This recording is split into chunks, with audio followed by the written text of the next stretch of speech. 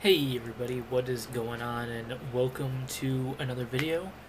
First, before we get into what I'm, before we get into our discussion today, I wanted to show you guys I finally moved my movie. It's also got my games and shit on it over here because I figured, if I was gonna be making videos, at least you guys can actually see what I've got on my shelf. Got this space behind me all cleared out, which is nice. Moved my poster as well so you can see it a little better, but. That's not the main topic of today's video. Actually, the main topic of today's video is the recent Disney Plus news.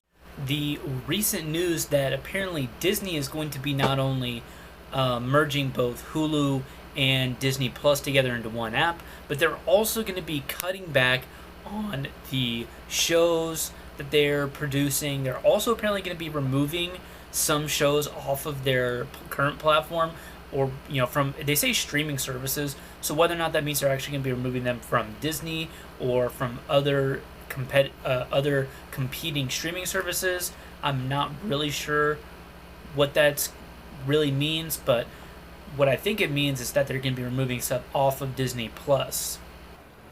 Instead of calling it Disney Plus, I'm looking at it more as Disney minus. So I feel like Disney is taking a lot of L's right now. Some of them not their fault, some of them their fault. So let's talk about it. So first things first, Disney and Hulu are supposedly doing a major merger into one single app. But apparently they will still have separate prices. So I'm not exactly sure how that'll work. Maybe if you don't have Hulu, you won't have access to the Hulu side of the app. I don't know how it's going to work. I don't hate how the user interface for Disney Plus looks like, and I'm kind of hoping they just incorporate the Hulu stuff into the Disney app, because I think overall the UI for Disney Plus is relatively decent. It's not hard to really navigate. So there's also going to be a price hike on the ad-free version of Disney Plus coming. Let me see what the article said. Sometime later this year, and this was posted just recently, which in my opinion is, I don't know how that's gonna go over. I think maybe if they were charging like $15 a month, which seems to kind of be the standard for stuff like HBO Max, I think they could probably get away with charging $15 a month, if that includes both Hulu and Disney Plus. Now you don't have to include the Hulu Live TV, but you could include at least like the Hulu ad-supported version with the ad-free version of Disney Plus at $15, and that would be seen as something valuable to the customer. Like, oh, I'm getting a lot of value out of this. For $15 a month, I get Hulu and I get Disney Plus, which you get a lot of content through Hulu, you get a lot of content through Disney. This comes after Disney reportedly lost 4 million subs, which might not seem like a lot, but kind of is not great for Disney. I mean, I think I saw it was like a 26% market share drop or something like that. Or they saw earnings drop like 24 or 26% or something pretty crazy over the last quarter, which does not come as a surprise to me, because I kind of figured after COVID, where people had a lot of time, there were a lot of people that were working from home, so they had a lot more time to watch shows, watch TV, watch streaming services. So I'm not surprised that people going back to work or people going back to a brick and mortar business, they're going to see a huge drop off of people wanting to subscribe to their service. Same thing I think happened with HBO Max. Also, I would say that the quality of their content that they've been putting out has not been worth paying Disney the price for Disney Plus. Whether or not that's through the 3-in-1 package, whether or not that's just paying for the ad-free or ad-supported version of Disney Plus, it's just not, it hasn't really felt worth it. I mean, I didn't like the Kenobi series, which apparently I'm not the only one who felt that way. I really wish that they would have done a Darth Vader series instead, because in my opinion that's just the cooler storylines, the storyline that we haven't really tapped into yet. I mean, you kind of had it with the prequel movies, the prequel trilogy, Now, to be fair, I didn't watch the entirety of the Kenobi series. I watched, I think, the first, like, maybe I did watch most of it, actually. Like, the first, like, 3 or 4 episodes or something, and it was just boring, really. I mean, that's not really, there's no real nice way to put it. The show itself was pretty boring. Um, there were some good scenes, and I think somebody online said it best. I think somebody on Reddit said that if they would have done like a movie, like a straight to Disney Plus movie, I think that would have been way more successful. Tons of stuff that they could pull from the extended universe lore that's out there.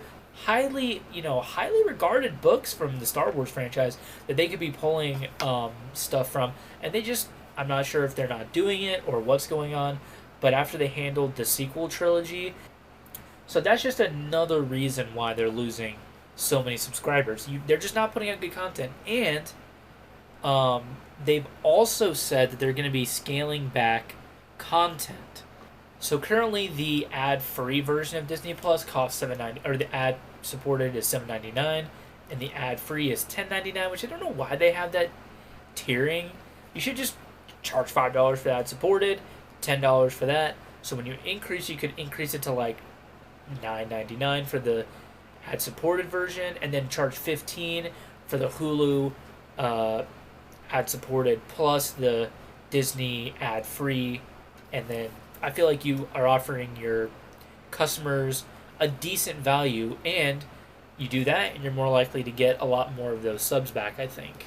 So another thing that a lot of people, I've seen some people mention, is that countries outside the US have a lot more content on it as far as Disney goes.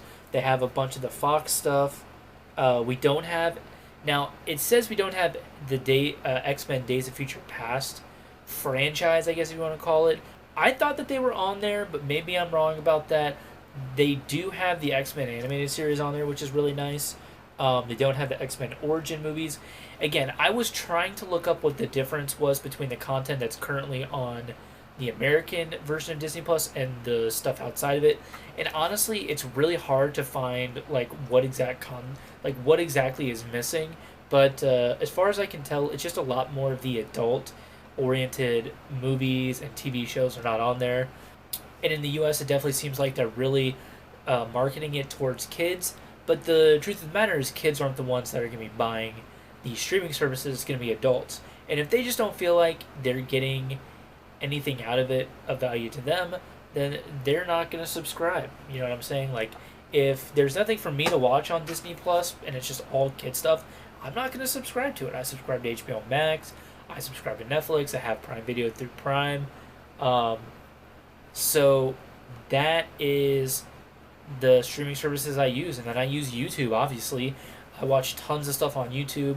So as far as like what Disney currently has on Disney Plus, they currently have obviously Disney. They've got Marvel with MCU. They've got Star Wars. They've got Pixar, and they've got Nat Geo, actually National Geographic. So actually, there's probably some pretty decent content on National Geographic, but I haven't actually been to that section on Disney Plus, so I can't say for certain. The reason that I like to bring up National Geographic is because I actually just recently watched a video on Zaboomafoo, or I guess you'd say a video essay, and it kind of reminded me that there was a lot of really good educational kids content in the early 2000s. I think Disney's really missing an opportunity here with National Geographic to do more educational kids content. Also, I think Disney's really been missing the mark with a lot of the recent movies and TV shows they've been putting out. The quality just hasn't been there, and the fans have obviously been voicing their opinion about it. I'm one of those fans. But I think that it's not so much that I dislike stuff like Ant-Man and the Wasp. A lot of people hated the CGI because it looked really bad. I didn't mind it so much. A lot of people also said that the same thing about Doctor Strange. I would say that it's not so much that these were bad movies, because I think that they did well. I don't know if Ant-Man made its money back or not. I think the problem is that these were movies that really probably should have been TV series. I think what Disney isn't understanding is now, Thanos was as good as they're probably ever going to get for the MCU. Kang will never be able to live up to that same kind of hype. They're never going to get that same level of awesomeness, that Thanos had with Kang. They've already stumbled big time with that, unfortunately. And so they're trying to push all these movies out. Why don't you scale back on the movies? Leave the movies for the major releases like Black Panther 2. I consider that a major release. And the movie overall looked pretty good. They should be leaving these other movies to be TV shows, in my opinion.